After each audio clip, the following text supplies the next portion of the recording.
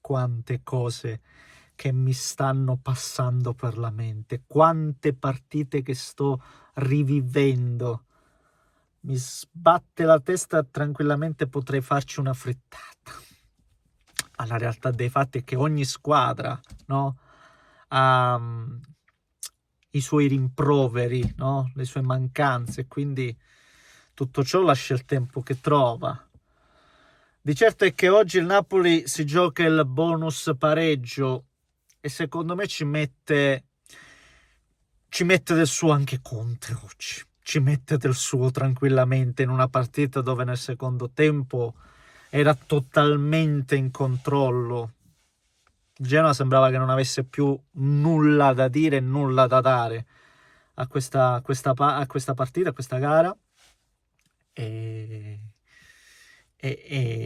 Conte toglie, se non il migliore in campo, perché il migliore in campo è stato uno e uno soltanto, McTominay, lo dico adesso tranquillamente, miglior giocatore della Serie A, nel caso in cui il Napoli poi faccia quello che credo farà, e non è questione di scaramanzia, perché adesso ne parliamo, calendario alla mano, incontri e tutto il resto, dovrebbe succedere veramente l'inverosimile, che poi, attenzione, non è che nel calcio ne abbiamo viste di robe, che sia chiaro. Ci ha messo del suo Conte oggi, togliendo... dove era? Sto già, l'ho detto prima, che ci facciamo una frittata con queste dichiarazioni, con queste parole, con queste emozioni ballerine. Ci facciamo una frittatina. Ma stasera non voglio provare a rimanere in qualche modo lucido. Stasera bisogna esserlo. McTominay, giocatore a parte. Ma dopo McTominay, oggi Raspadori per l'ennesima volta segna un gol importante, per l'ennesima volta incide, per l'ennesima volta si fa trovare presente e stava sicuramente amministrando, era vivace. Lo toglie per mettere Billing, per dire all'avversario noi ci abbassiamo, quindi vedete un po' che volete fare. Per me è stata una mossa, calcisticamente parlando, suicida, quella di Conte, che ha rivitalizzato gli avversari, ha messo sta palla in mezzo, e tra l'altro è proprio Billing insieme al difensore, ma non mi ricordo, non ho visto bene che si perde Vasquez, ma di certo c'era anche Billing che non ci arriva. E ne parliamo, signori miei. Prima, come al solito, vi invito a lasciare un like per sto benedetto algoritmo, vi invito ad iscrivervi se volete seguire i prossimi contenuti, e a sto punto din don, attivate la campanella. Grazie, signori miei, grazie davvero. Qualcuno mi dirà, perché poi lo so benissimo come funziona, Neschio, tu stasera devi festeggiare, devi essere contento. C'è poco da festeggiare, ragazzi, c'è poco da essere contenti, perché il Napoli è assolutamente padrone del proprio destino, con 2 partite che comunque sono alla portata per una squadra che deve, che in testa alla classifica, che può vincere lo scudetto, e soprattutto in questo momento sono sempre un po' le avversarie dell'Inter da andare a calibrare, perché l'Inter dovrà affrontare una Lazio che comunque si giocherà, che non è in formissima la Lazio, questo devo dirlo, perché l'ho vista molto molto stanca e arrivata anche contro la Juventus, e fatica a vincere le partite, però di certo è una squadra che non è che entrerà in campo per grazia divina, assolutamente no.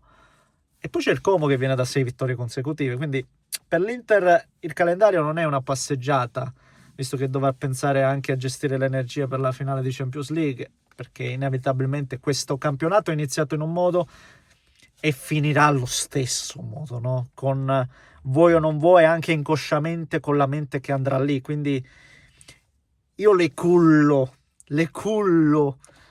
le speranze, ma non mi ci voglio rituffare, perché già mi sono scottato una volta, non mi voglio scottare più, ecco, non mi voglio scottare più.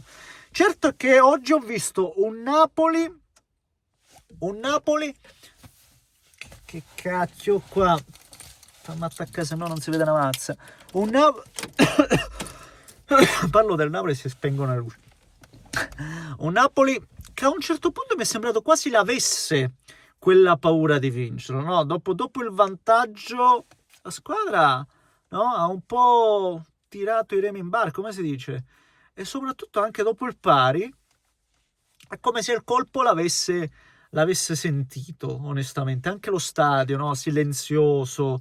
E quindi, cioè, è vero, gli avversari magari non hanno motivazione. Il Parma non lo so perché ancora non è salvo, quindi attenzione.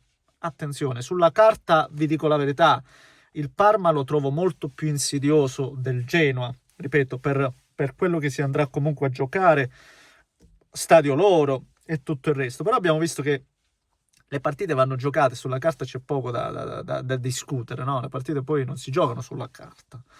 Però ripeto, è un po' l'atteggiamento del Napoli che nel momento di difficoltà, e qui vado al perché, come ho iniziato questo video.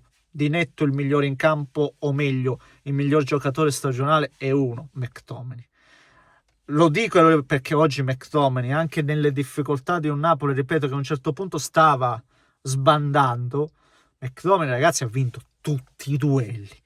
Tutti i duelli. McTominay è stato quello che si prende la palla, non la perde mai, la sposta, assist a Lukaku, assist a Raspadori, ribadisco, duelli vinti, palla a me, vi trascino io, vi porto, andiamo ovunque.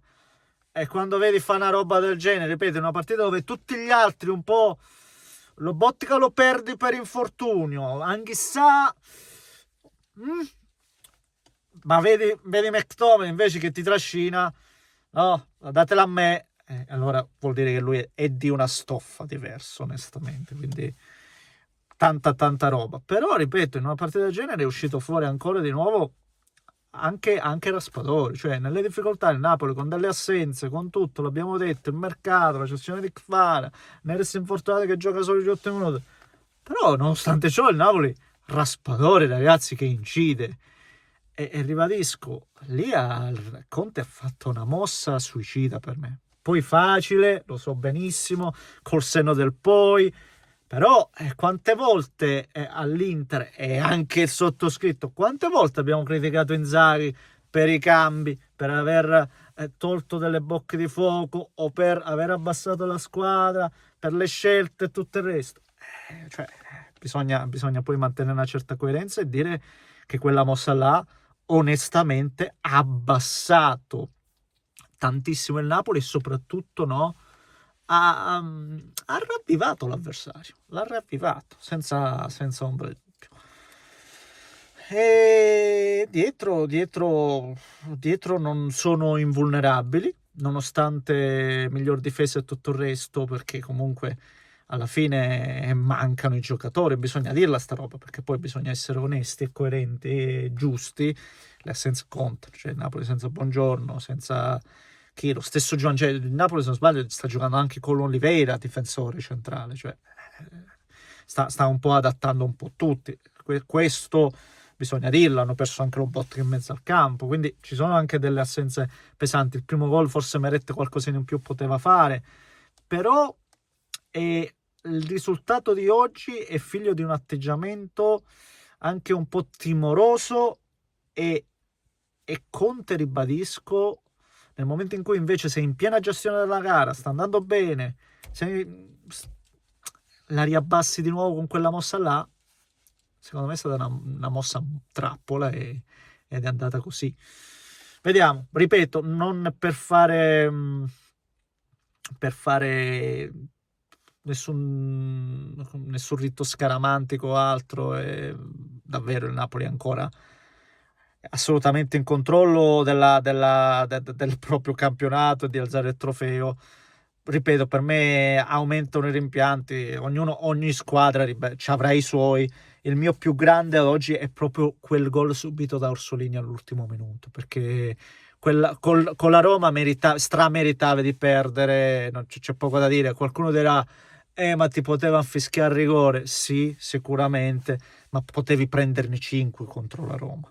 Invece contro il Bologna era una partita da 0-0 e averlo subito quel gol sposta. Poi è anche vero che l'avessi subito e magari oggi il Napoli entrava con una testa diversa. Quindi stiamo a parlare del nulla, lo capisco benissimo. Ribadisco, oggi Oggi la mossa l'ha fatta Conte, Conte l'ha fatta sbagliata secondo me. Fatemi sapere cosa ne pensate voi, commentate, likeate, se volete iscrivetevi al canale. Un grande abbraccio da Reschi.